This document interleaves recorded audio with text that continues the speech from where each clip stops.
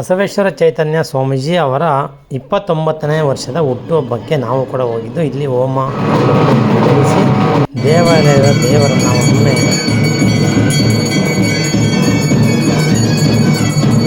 29ನೇ ಹುಟ್ಟುಹಬ್ಬದ ಶುಭಾಶಯಗಳನ್ನು ಕೋರ್ತಾ ಅದರ ಸಂದರ್ಭದಲ್ಲಿ ಸಂಸ್ಕೃತ ಶಾಲೆ ಮಕ್ಕಳಿಗೆ ವಿದ್ಯಾಭ್ಯಾಸ ಕೊಡುವಂಥದ್ದು ಶಾಲೆ ಮಕ್ಕಳು ಎಲ್ಲ ಕೆಲಸ ಮಾಡ್ತಾರೆ. ಅವರು ಕೂಡ ಗುರುಗಳು ಚೆನ್ನಾಗಿ ಮಾಡ್ಕೊಂಡು ಹೋಗಿ ನಮ್ಮ ತಾಲೂಕಿನ ಅಭಿವೃದ್ಧಿಗೆ ಅವರ ಸಹಕಾರ ಇರೋದ್ರಿಂದ ನಾವು ಕೂಡ ಅವ್ರಿಗೆ ಸಂಪೂರ್ಣ ಸಹಕಾರವನ್ನು ನೀಡ್ತೀವಿ ಅಂತ ಹೇಳ್ಬೋದು.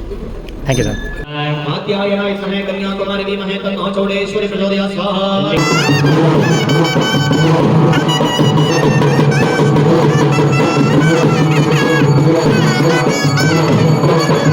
ಮಠ ಹೊಸಕೊಪ್ಪಲು ಚೌಡೇಶ್ವರಿ ತಾಯಿ ಒಮ್ಮೆ ಭೇಟಿ ನೀಡಿ ಹಲವಾರು ಕಷ್ಟ ಕಾರ್ಪಣ್ಯಗಳ ನಿವಾರಣೆ ಆಗಿರೋ ನಿದರ್ಶನ